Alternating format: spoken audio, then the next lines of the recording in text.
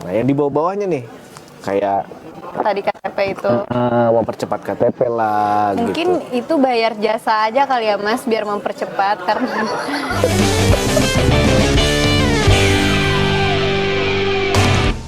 Tapi kan dia digaji. jalur VVIP jadi kayak Nah, iya. lebih cepat aja gitu. Karena mungkin kalau misalnya nggak bayar kan harus antri sama orang-orang umum kan. Nah, Tapi kan ini bayar, jadi mungkin balance antara benefit yang bakal dia dapat. contoh gini. Misal lu mau keluar negeri, imigrasi nih, bikin paspor. Kalau bayar ke orang, itu bayar misalnya berapa juta gitu ya. Ya Lu nunggu. dateng tinggal foto, Iya. atau lu dateng aja, ikutin semua prosesnya gitu. Menurut lu ya, dengan tindakan lu bayar itu memperburuk keadaan gak sih? Maksudnya budayanya jadi semakin uang banget yang lu bilang kan tadi gitu. Iya lagi. Tapi emang ada pilihan itu kan Mas? Pilihan nggak resmi sebenarnya. Kan bukan berarti kemudian imigrasi ngeluarin. Maksudnya itu kayak nggak termaksud kriminal.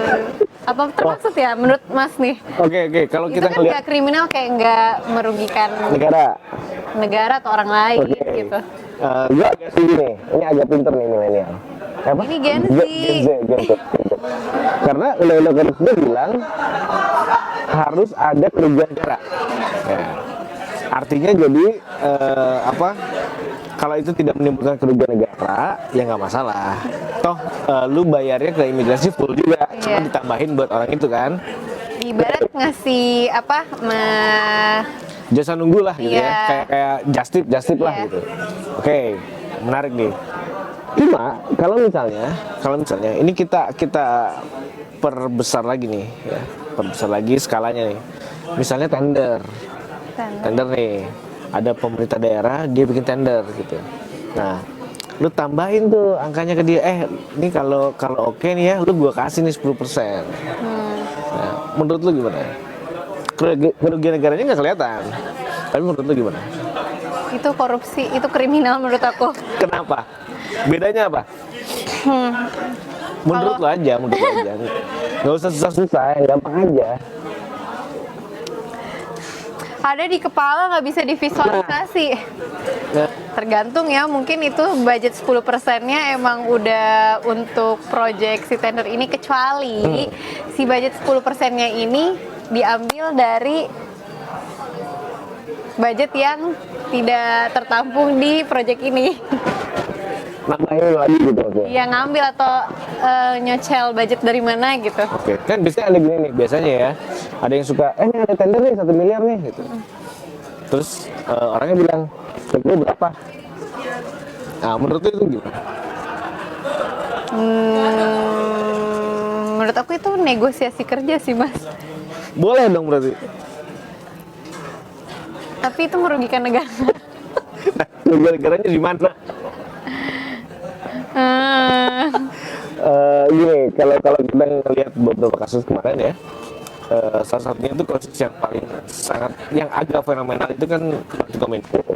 Iya. Kominfo kan bilang ada konsorsium kemudian dia ngasih uang dan lain-lain lah. Sebenarnya secara garis besar kerugian negaranya salah satunya adalah dengan kalau lu tender udah begitu gitu ya, negara itu mungkin nggak bisa memilih sesuatu yang lebih baik nih vendornya.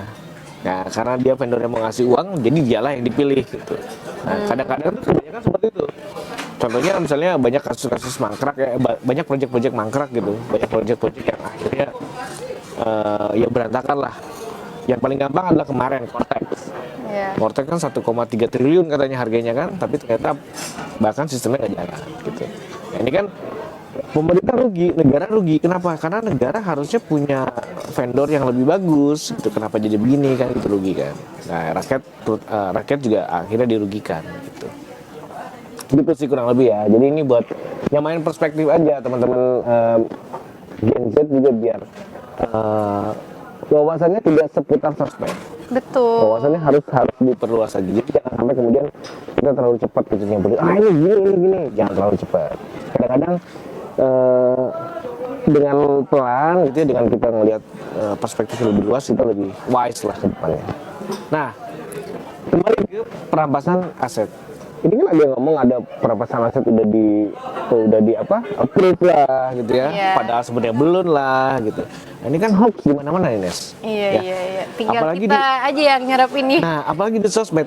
Kalau lu ya ngebatasin mana yang hoax, mana yang enggak tuh gimana sih? Kalau lu pribadi lah, tips buat teman-teman di luar angkasa sana. Pribadi kalau misalnya masih ada informasi-informasi yang kayak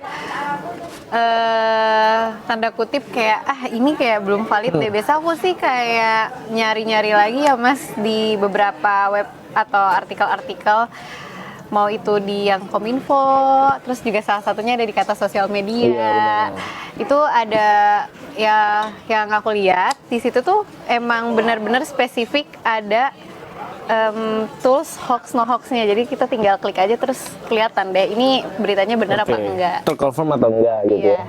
Ya. Itu buat teman-teman di luar sana juga yang lu kalau soalnya kan biasanya tuh terjadi di orang-orang yang baby boomers. Iya. Nah, baby boomers itu lebih cepat mengirimkan berita daripada memvalidasi beritanya benar atau enggak. Gitu. Bahkan COVID ya, ternyata ada yang lebih cepat penyebarannya daripada COVID, yaitu grup WhatsApp. Jadi Iya, berita di betul. grup WhatsApp itu dari Aceh dan nyampe Papua duluan tuh, padahal COVID-nya belum gitu. Nah ini kan bahaya gitu ya buat para baby boomers dan lain-lain. Ya makanya mungkin salah satunya kita cek ke Kata Sosial Media. Di sana ada section di mana lu bisa ngeliat berita ini ke verified atau enggak. Iya, dan itu juga nggak perlu login atau Iya, download aplikasi Mas. betul. Jadi kita tinggal buka webnya aja udah bisa langsung akses. Itu dia tuh. Jadi lu yang belum coba cek, lu cek deh, daripada lu salah ngasih informasi ke orang dan nyebarin itu kemana-mana akhirnya jadi semua salah. Mending lu cek dulu. Iya nih di Kata Sosial Media. Yoi. Oke, next. Nes. Bisa bersosmed menurut anak Gen Z.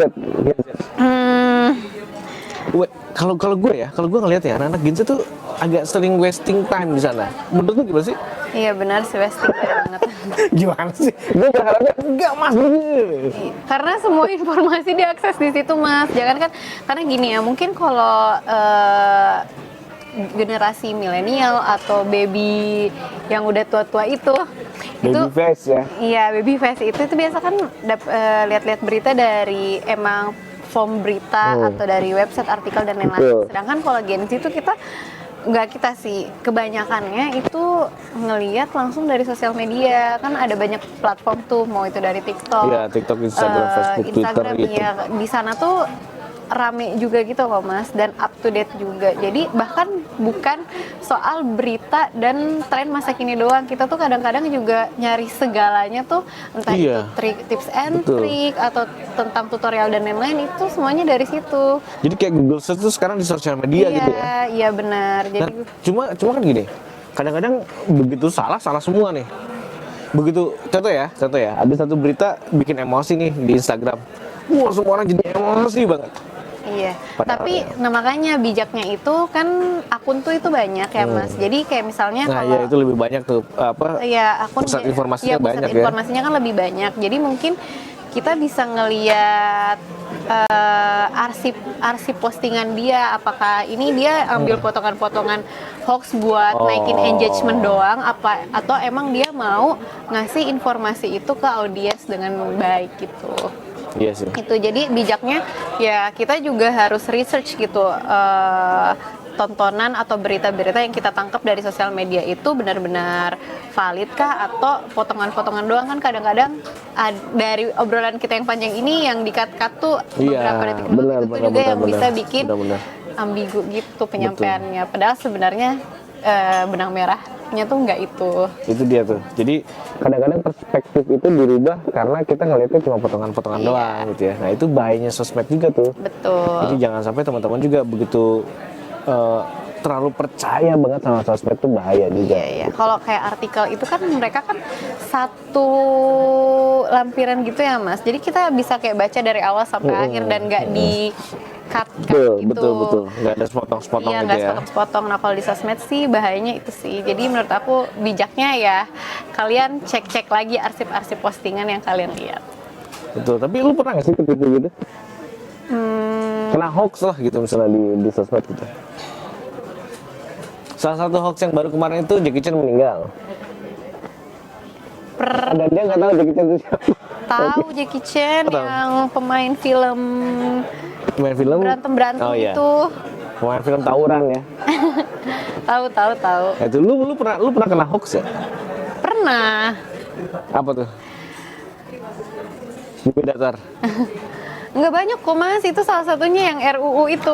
Oh iya. Iya, tapi aku Jadi lu pikir RUU-nya udah disahin gitu? karena isunya banyaknya kayak katanya sih gitu dari beberapa platform dan akun-akun sosial media, bahkan dari artikel-artikel pun ada yang ngeklaim kalau itu tuh udah disahin katanya Maret 2025. Padahal sebenarnya ternyata belum.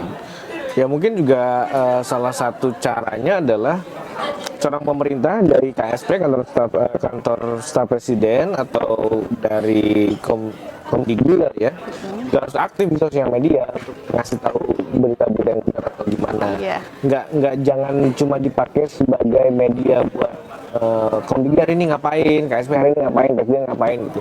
Tapi itu jadi platform untuk gimana orang ngeverifikasi nih ada berita ini benar atau enggak. Jadi disaring lagi gitu. Benar. Jadi ada mungkin mereka bikin satu yang blog gitu ya, yang kasih tahu semuanya mana yang benar, mana yang enggak gitu. Dan blognya kalau bisa ada tool search-nya gitu. Jadi kalau kita mau Iya. nyari Gampang udah ya? tahu iya. Betul. Jadi nggak usah scroll Betul. Mas. Ya kadang-kadang ya mereka juga ada kadang-kadang susah bikin web ya. Oh iya, oh gitu. Korupsi juga soalnya.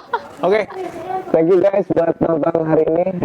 Gue masih akan muter-muter lagi ke tempat lain, nanya-nanya lagi sama teman-teman Gen Z Atau milenial. tentang apapun yang ada di Indonesia, terutama dengan isu-isu sosial sebenarnya. Gimana kemudian isu sosial itu berdampak sama Gen Z dan si milenial gitu ya. Dan kita lihat perspektifnya sejauh apa. Oke.